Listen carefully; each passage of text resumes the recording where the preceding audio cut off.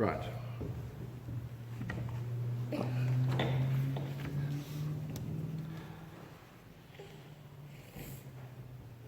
In the name of God, Creator, Pain-bearer, and Spirit of life.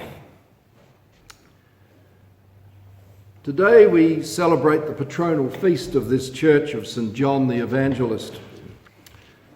Now this is a time when we're surely able to ask ourselves some serious questions about this man who was named in the English translation John. What can we know of him?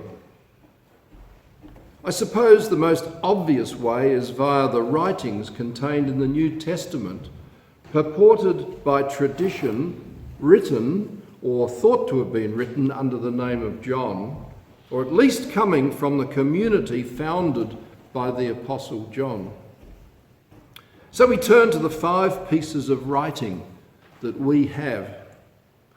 First and most obviously, the Gospel according to St. John, then the 3 letters, then the Apocalypse or the book of Revelation.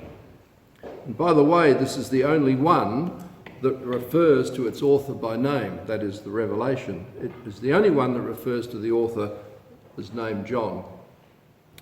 Now, scholarly opinion regards this author, who was an elder of the church, writing from exile on the island of Patmos. He wrote that from a cave on the island of Patmos, which is now a site of an Orthodox, Eastern Orthodox monastery.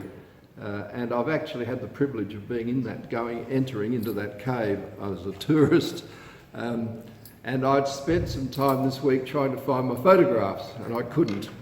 It's a few years ago now, but I'll never forget it. It was quite an experience. Amazing, because it's not a bare cave anymore, of course, with the Orthodox Church having a hand in it. It's quite well decorated, shall we say. But it was a fascinating and interesting experience. The man exiled on Patmos was there on the order of the Emperor Domitian. Now, Domitian ruled from 81 to 96. And although the dates for the Gospel do tend to coincide, it's considered that they come from a different background. Different. Eminent theologian and internationally renowned scholar, Professor Francis Maloney, notes that it has often been said that the Gospel of John is like a magic pool in which an infant can paddle and an elephant can swim. I think it's just a wonderful saying, isn't it? What a description of this writing. A magic pool in which an infant can paddle safely and an elephant can swim. He adds this: the Gospel is one of the most intriguing texts of the New Testament, and it continues to fascinate no matter how often it's reread. Now, these writings emanate from a community composed of a number of home church gatherings in and around the ancient city of Ephesus, once a port city, but now just inland on the western coast of modern-day Turkey. Now, scholars have dated the Gospel to the last decade of the 1st century of the Common Era, the 90s, whilst the 3 letters are later and they date from early in the 2nd century. Professor Maloney refers extensively to the figure of what is referred to as the beloved disciple. We're familiar with that term, I'm sure. He writes, behind this community lies the figure of the beloved disciple. The members of the community look back to him with great respect and reverence, this beloved disciple. How does the Apostle Peter relate to him? Well, in the story we read only last week of the fishermen meeting Jesus on the beach, I think those of you who are here will remember that. Peter asks the question, Lord, what about him? Referring to the beloved disciple, John. The beloved disciple is no longer alive. The community is informed that they should not be surprised at this. The disciple linked the community to Jesus himself and was still there as the disciple whom Jesus loved at the founding of the community, way back. His witness is recorded in the gospel story of this particular Christian community. The beloved disciple remains the authority behind the community's story of Jesus. This is the disciple, this is John chapter 21, 24. This is the disciple who is bearing witness to these things. Now, one major theme of the gospel has been often addressed and is the strong conflict painted between Jesus and what is referred to in a misinterpretation as the Jews. This theme surely reflects the tensions and the growing hostility between the Christians and the Orthodox Jews of the synagogue, which was leading to a final separation.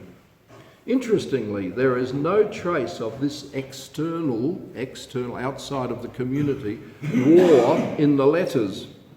There, the division in the letters has tragically changed to become internal, rather than something that's external to the community.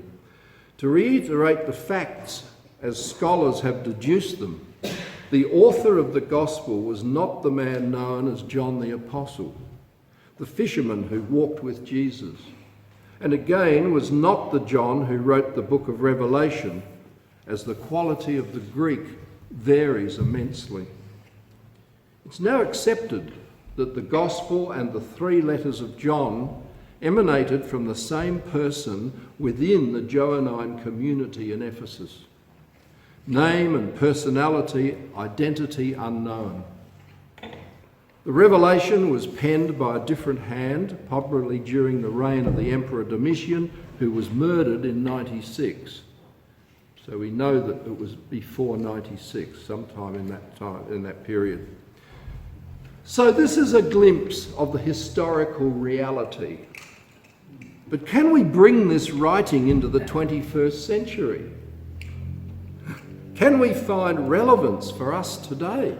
It seems so distant, doesn't it? It seems totally belonging to another world. I think we can bring it to be relevant to us. The Christian church seems to have learned absolutely nothing from 2 millennia of careful study of these ancient writings. Absolutely nothing. Tomorrow, that's the 9th of May, the General Synod of the Anglican Church of Australia will meet at the Gold Coast in Queensland. And like the ancient community of St. John, is immersed up to its ears in division and acrimony.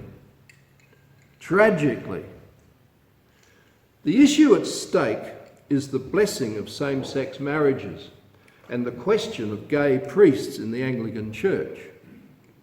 The ultra-conservative, evangelical and fundamentalist Diocese of Sydney is bringing motions that have the potential to split the church in Australia, just as has happened in New Zealand and the United States. So don't be surprised if we continue to read very interesting articles about this in the paper. I know that there is a major article this week in the Weekend Australian, and I understand there's going to be another one on Monday in the Australian newspaper. One major theme stands out, though, in the writings extant from this ancient community of John. That is love. Okay, they didn't express much love for their opponents within the synagogue, that's for sure. And if the letters are anything to go by, they struggled even within their own community. The eternal failure of humanity to achieve its finest aspirations. Nothing changed in 2,000 years. It's the same humanity, warts and all. Let's take a look at the importance and the centrality of the figure of Mary Magdalene in the Johannine writings. It should help us strip away the centuries of misogyny and the relegation of women to the edges of the church, which contains unabated in Sydney. Mary Magdalene is a central and powerful figure in John's story. It tells us that women had a vital role to play in the early church and were held in great regard. The very name of Magdalene could, by extrapolating from the ancient Hebrew, mean tower. Therefore, Mary was seen within the early community as the tall, the great, the tower of strength, if you want to put it that way. Here could be a wake-up call to a misogynistic church which seeks to preclude women from positions of leadership. As an aside, did you know that the most highly regarded Archbishop of Perth, the Most Reverend Kay Goldsworthy, is not recognised in Sydney?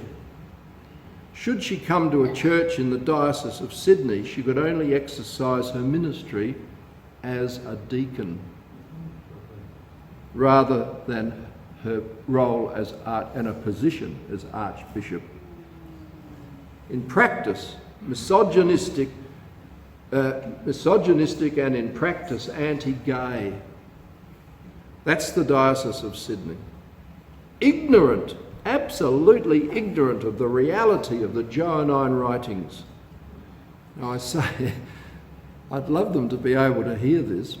I'm sure that there'd be some waving of arms and some shouting at me. But it's true, they are ignorant. They have no idea of these writings. They take them at face value. In English. Ridiculous. They're judgmental. They ignore the message of Christ. And it's beyond the pale as far as I'm concerned. And many other people within the church, many other priests and ordained people. Now, to conclude this brief reflection, let's go back to the gospel extract we read earlier. Peter and the other disciple run to the tomb following the report of Mary Magdalene. See the contrast here between Peter and the other disciple. Peter struggles, John believes. For Peter, Easter dawns as an experience of rising and unresolved tension. It's a struggle to believe something that seems beyond the limits of human rationality. There are no apparitions in this story, no figures set to help Peter's faltering belief. The other disciple, apparently John, sees with Peter the evidence of the empty tomb and the grave clothes. That's sufficient for him. He saw and believed, quote, unquote. Peter is more sceptical. To see death as a doorway to life is not a simple matter. But for John, that seems to be how the message of Easter finally sank home to the disciples. Perhaps John is trying to say to us that the resurrection we seek is not so much that of Jesus as it is of ourselves. That makes sense if we remember that this gospel is the work of an unnamed Jewish mystic, for no one should ever try to literalise the work of a mystic.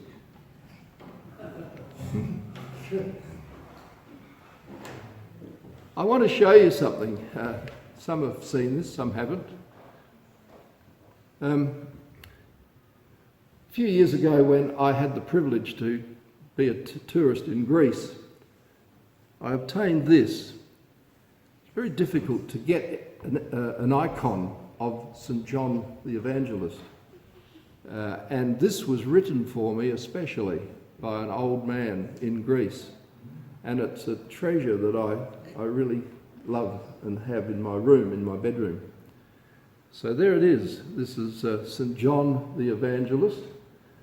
Is a true icon from Greece.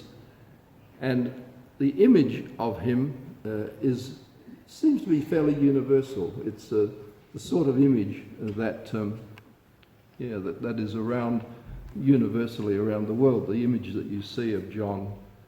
So if you'd like to have a look at that after the service, you're more than welcome to see. So, most highly regarded saint in the Orthodox Church in Greece, but interestingly difficult to find in the tourist traps an icon for him. So that's John. That's John the Evangelist. A different person. Many people, maybe more than one. And who wrote the Gospel? We really don't know. We don't have a name. But it's magnificent. And it's like a magic pool where a toddler can toddle and wade around, and where an elephant can swim. It's magic, all right? Talk about Harry Potter. Indeed. May the Lord be with you. Amen.